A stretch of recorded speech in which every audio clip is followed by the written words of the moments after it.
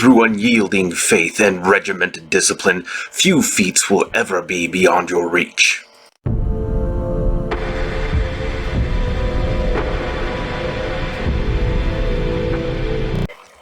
Hello everyone, and welcome back down here to The Gamer's Den, with me, your host, Jordan, your Master of Lore and Storyteller Extraordinaire, bringing you the next step in the Pathfinder Warpriest build guide. Today we're taking a look at feats, and we've got a few to cover, so we're going to try to keep this quick and avoid wasting too much of your time. But before we dive right on into the heart of the matter, if you're new here to the channel, go on down there and hit the subscribe button and become a regular member here at the Gamer's Den.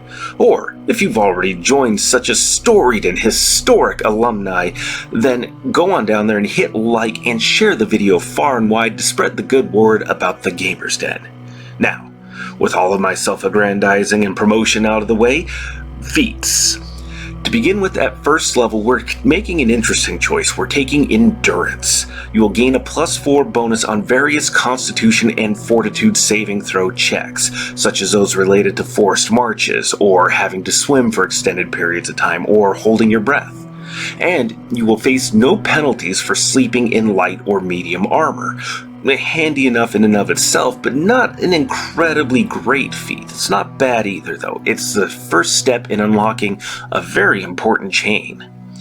Coming in at third level, we have Power Attack. The reason why you're taking this now instead of at first level is because it has that +1 base attack bonus requirement that you do not get until second level. So we take it here. It's a -1 penalty on your attack, trading off for a +2 bonus to your damage, or +3 if you're using a two-handed weapon. And this increases to a -2 attack, +4 damage, or 6 if you're using a two-handed weapon, at a +4 base attack bonus in every 4 thereafter. So that penalty does kind of hurt, but we have some options and ways around it that are going to help us. Namely, your class ability that essentially gives you the weapon focus feat for free. Since you're getting that +1 bonus to your attack with that ability essentially giving you a feat, that'll help to negate some of these penalties here. But you still want to be careful with how frequently you use it. Also, at third level, we gain our first bonus feat, which we can apply towards combat feats, and we're going to take Cleave. As a full round action, you make an attack. If it hits, you make another attack at your highest base attack bonus against an adjacent target. You take a -2 penalty to your armor class till your next turn. Now, given that we are not advancing at a full base attack bonus and not getting multiple attacks with a high bonus to them, Cleave will actually be incredibly useful for us. And this is where I admit to a mistake that I've made, but I will have to go into detail later. Suffice it to say, I've been running Cleave wrong and not with rules as written for quite a long time and never realized it. Now, moving on.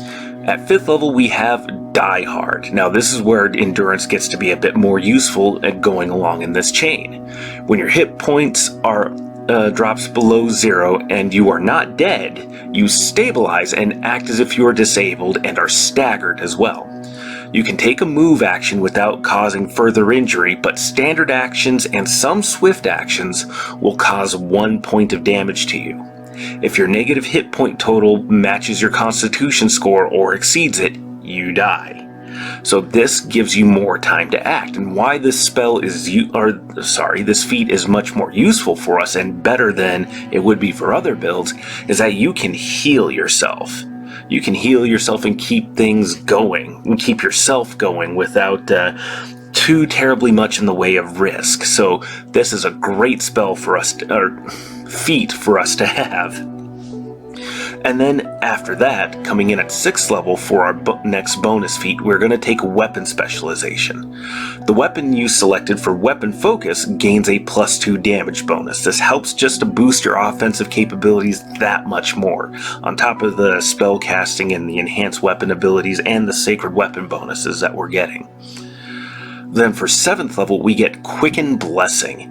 You use this to spend 2 daily uses of your blessings to use a selected standard action blessing as a swift action. So the blessing has to have a standard action required for activating it. You get to do this as a swift action, but it does burn 2 of your blessing uses.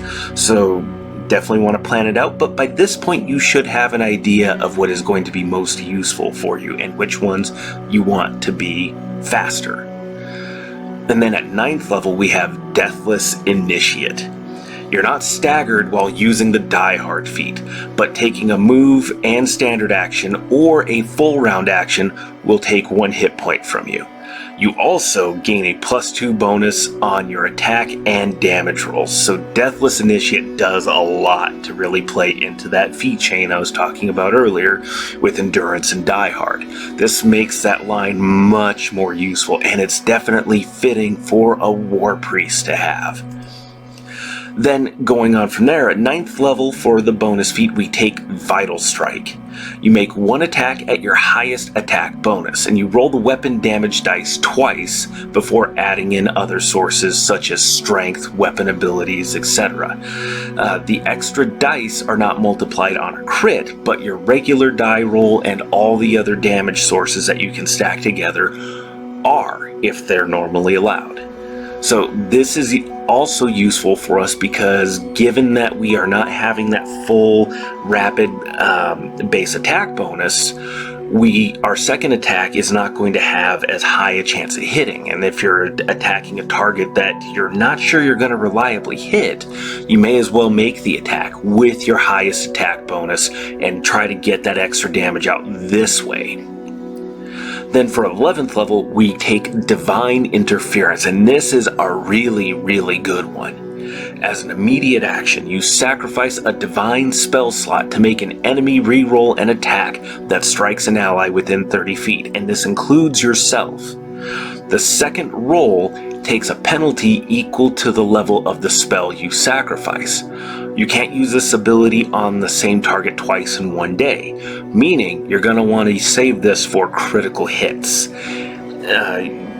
This will help to reduce damage to your allies and to yourself and keep everybody in the fight longer. And given that we are not focusing too terribly much on spell casting, it's okay to burn, the occasional 2nd level or possibly even 3rd level spell slot in order to force that reroll and give the opponent a penalty. This will be very, very, very useful for you.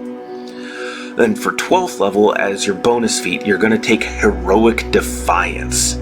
Once a day, delay the onset of 1 harmful condition, panicked, paralyzed, etc., anything like that. And this includes permanent and instant effects. This delays the effect until the start of your next turn. It doesn't affect hit points or ability damage, but delaying this stuff can be incredibly useful, because if you get hit with paralyzed, you use this to delay it, then you can use restoration, greater restoration, whatever items you may have to negate the effect. You're just delaying it. It's still going to hit you. It's still technically hitting you, but this you can use to buy yourself time and then get rid of it. Only once a day, but that may be all you need to make all the difference in the world. Then for 13th level, we're taking Vicious Cleave. And with this, you may use Vital Strike, Improve Vital Strike, or Greater Vital Strike whenever you cleave. My read on this is that when you cleave and you're using Vicious Cleave, you hit with Vital Strike against both targets if you successfully hit both targets with your cleave. Some DMs may say that you can only hit one and then on your cleave you Vital Strike the other, or you Vital Strike the first one and then you hit with a normal attack on the cleave. So check with your DM, but my read is, and maybe I'm leaning a little bit too much in player favor, is that you can use Vital Strike on both parts of the cleave attack. And then coming in at 15th level for our regular feat selection and the bonus feat, we are going to take Furious Focus, and this allows you, when you're wielding a two-handed weapon or a one-handed weapon with two hands, to ignore the attack penalty from power attack for your first attack. And then, the bonus, you take Surprise Follow Through. This applies to only orcs or half-orcs only, which this should clue you into what race we're going to select for the Warpriest build. When you're using Cleave or Great Cleave, the second foe you attack loses their dexterity bonus to defense against you. That's great, especially at these middle to higher levels where you have opponents that may be getting a +4 or a +5 bonus to their defense from their dexterity scores. That's a significant chunk to lose, especially when you can apply other debuffs to them, or have your allies apply other debuffs to them. This is very, very useful to have. But after this, I should note that the feat selection here is a little bit more loose. After this, we've essentially gotten most of our important feats out of the way. These last 3 are kind of whatever you feel like will be fun or match with what you're doing. And for this, at 17th level, I've selected Improved Critical. The weapon you select has its critical threat range doubled. Handy and useful enough to have. It's worthwhile for a lot of weapons. It's worthwhile really for any weapon to improve your critical hit chance, but we are not really building or leaning into being just a critical machine. We're not cranking out critical hits left and right. But still, not a bad one. And then we have Improved Sunder as the 18th level bonus feat. Sundering no longer provokes an attack of opportunity. You gain a +2 modifier on attempts to sunder items that others are carrying, and you gain that same bonus against attempts made to sunder your gear. So, given that we are going to be using a two-handed weapon, are going with a fairly high strength build, Sunder works pretty nicely with this kind of a setup, especially when we're using different feats to boost our damage, abilities to boost our damage, as well as magic to enhance our size and do other things to help make everything just churn out so nicely. So Improved Sunder is probably a pretty solid pick, although this comes in pretty late. At 19th level, I couldn't really find or think of anything that either doesn't come in too late to be useful or just really isn't that great to begin with. Really, it's just open for whatever you feel may fit.